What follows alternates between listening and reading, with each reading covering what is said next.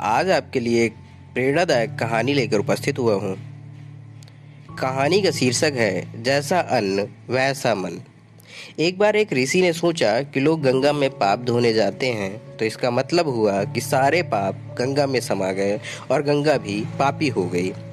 अब यह जानने के लिए तपस्या की कि पाप कहाँ जाता है। तपस्या करने के फलस्वरूप देवता प्रकट हुए।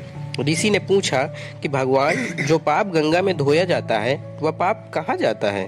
भगवान ने कहा कि चलो गंगा से ही पूछते हैं। दोनों लोग गंगा के पास गए और कहा कि हे गंगे, जो लोग तुम्हारे यहाँ पाप धोते हैं तो इसका मतलब है आप भी पापी हुई। गंगा ने कहा, मैं क्यों पापी हुई?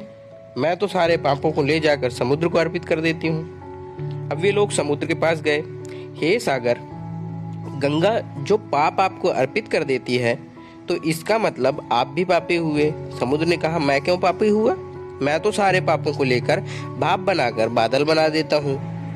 अब वे लोग बादल के पास गए और कहा, हे बादल, समुद्र जो पापों को भाप बनाकर बादल बना देते हैं तो इसका मतलब आप भी पापी हुए। बादलों ने कहा, मैं क्यों पापी हुआ? मैं तो सारे पापों को वापस पानी बरसाकर धरती पर भेज देता हूँ, जिससे अन्न उपजता है, जिसको मानव खाता है। उस अन्न में जो अन्न जिस मानसिक स्थिति से उगाया जाता है और जिस वृत्ति से प्राप्त किया जाता है, जिस मानसिक अवस्था में खाया जाता है, उसी अनुसार मानव की मानसिकता बनती है।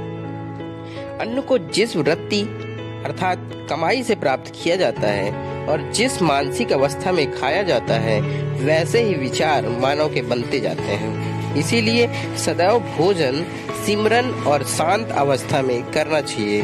कम से कम अन्न जिस धन से खरीदा जाए वह धन ईमानदारी एवं श्रम का होना चाहिए।